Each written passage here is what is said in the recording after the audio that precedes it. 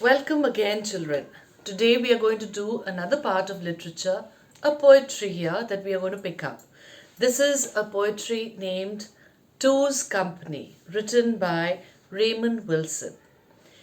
Here, the poet is trying to tell us that we should not boast about certain things about ourselves. If you are capable of doing something well, good enough, but that does not mean that you are going to propagate what you know very well. Maybe you don't know that very well, but still you are telling people around that you are very good at it and things like that. Here, in a gist, I'll let you know what the poem is all about. It is actually a satire.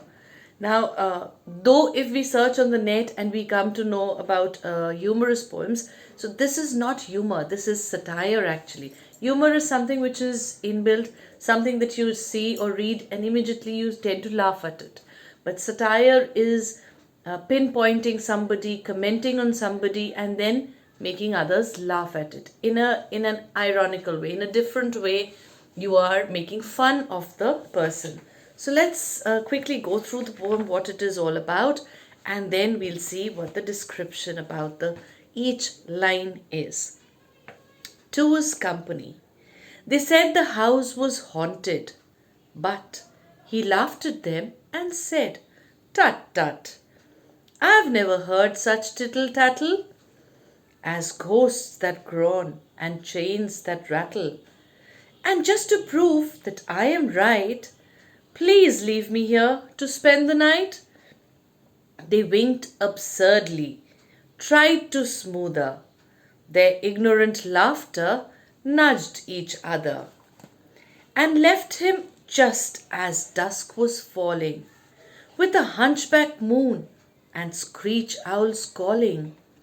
Not that this troubled him one bit. In fact, he was quite glad of it, knowing it's every man's mission to contradict all superstition. But what is that? Outside it seemed as if chains rattled, someone screamed, "Come, come, it's merely nerves. He's certain." But just the same, he draws the curtain. The stroke of 12, but there's no clock. He shut the door and turns the lock. Of course, he knows no one's there, but no harm's done by taking care. Someone's outside, the silly joker. He may as well pick up the poker. That noise again. He checks the doors, shutters the windows, makes a pause to seek the safest place to hide. The cupboard's strong. He creeps inside. Not that there's anything to fear, he tells himself when at his ear a voice breathes softly. "How do you do? I am the ghost. Pray, who are you?" Now, this is a little scary if you imagine yourself in a condition like that. And here is a man who is actually proves to people, tries to prove to people that he is not scared of ghosts. He does not believe in ghosts. He is not scared of ghosts at all. So when people are telling that that house there is haunted, he better not go somewhere near that. But then this man, he says that I'm not scared of ghosts and I don't believe in ghosts, in fact. So to prove myself, you can do one thing. You can leave me in that house and see. I will be there very strong. I can spend the whole night there and nothing will go wrong. Let's see the explanation of the poem once again. They said the house was haunted. Now, they here can be the neighbors, his friends, the known people, the people around staying in that house there.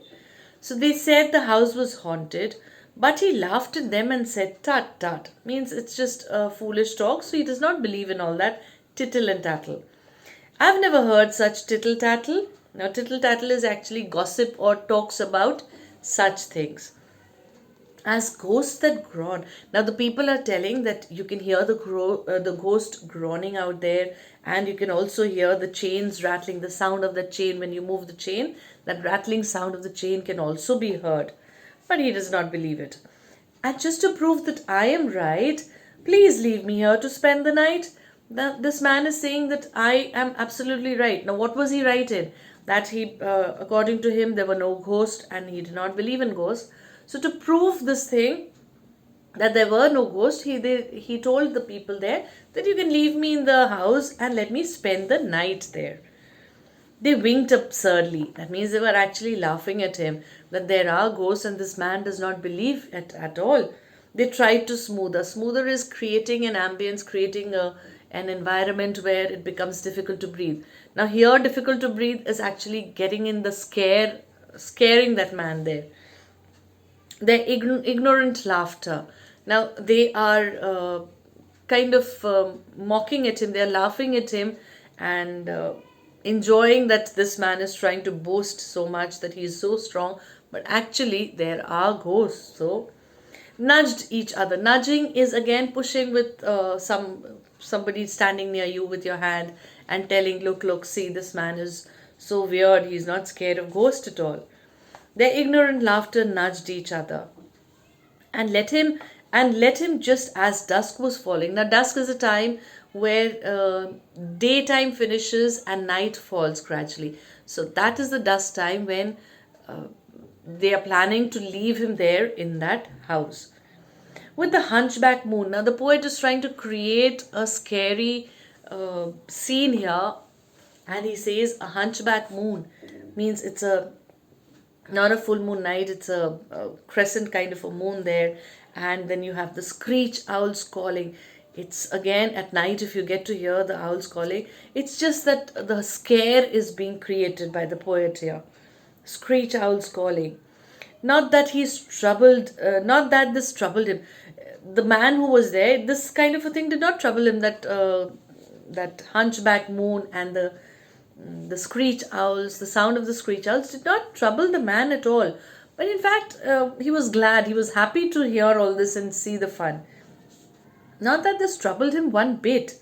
In fact, he was quite glad of it, knowing it's every man's mission. Now, every man has some kind of plans, some kind of thinking, and his thinking here was to contradict all superstition. He did not believe in any kind of a superstition. So, he wanted to go against. Contradict means speak against something.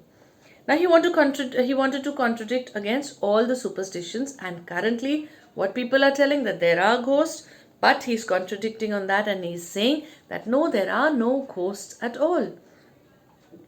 But what is that? Outside it seemed as if chains rattled, someone screamed. Now this man is he's there in the house all alone, and he can get to hear those chains rattling and then somebody screaming. It's, what happens sometimes your heart is saying that yes, you are scared, but your brain, you control your heart with your brain and you tell that no, you're not scared at all. So the mind is saying that no, there are no ghosts, but heart can get that fear. This man is going through a terrible time. As if chains rattled, someone screamed. Come, it's merely nerves. Now, merely nerves is just scary kind of a thing, but there's nothing for that. For certain, there's nothing like that. Come, it's merely nerves, he's certain. But just the same, he draws the curtain. Now, he draws the curtain on the window maybe, and so that he cannot see outside and things cannot be so scary as they might be. The stroke of 12. Now, 12 o'clock, midnight, the stroke of 12, but there's no clock. Now, this was something very scary. When there is no clock, then from where did that sound of the clock, that stroke of 12, come from? Of course, he knows. Now, what I missed a line here. The stroke of 12, but there's no clock. He shuts the door and turns the lock. Now he is getting a little scared even more. So what does he do? He quickly shuts the door and he locks it. Of course, he knows that there is no harm, that there is nobody there, but there is no harm in keeping yourself safe. He must be just thinking that I know there is nothing like a ghost there, but still to be on the safer side, he quickly shut the door and locked it up.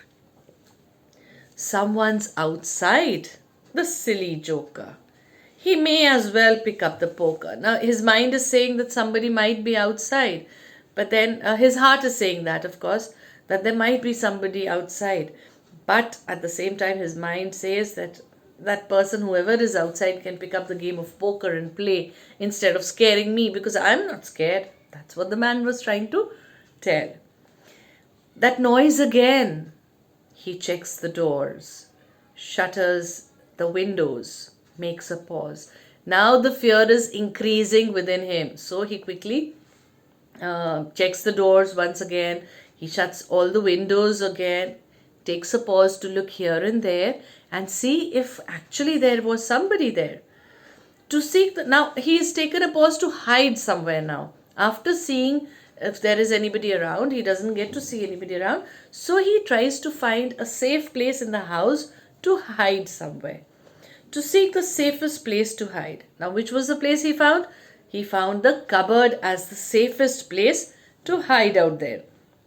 Now, the cupboard's strong. He creeps inside. He goes inside that cupboard there. Not that there's anything to fear. He's still telling himself that I don't fear anything. There's nothing to fear. A voice breathes softly. Now, when at his ear, now he's sitting there inside that cupboard, creeped inside. When suddenly some voice, some sound, some voice breathes just near his ears. He's trying to say something to him. A voice breathes softly.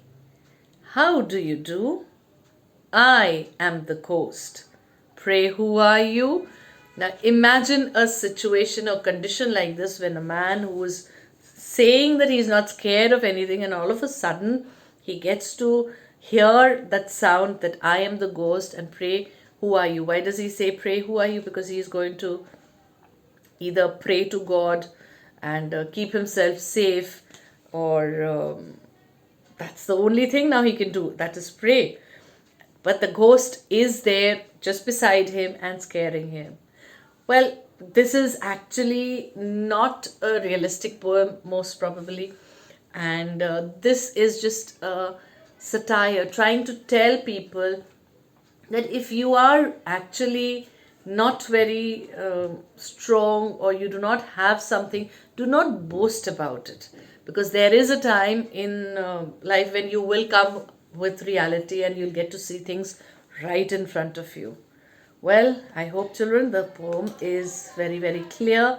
I am sure you did enjoy a little bit of scary part of it and had fun enjoying the poem.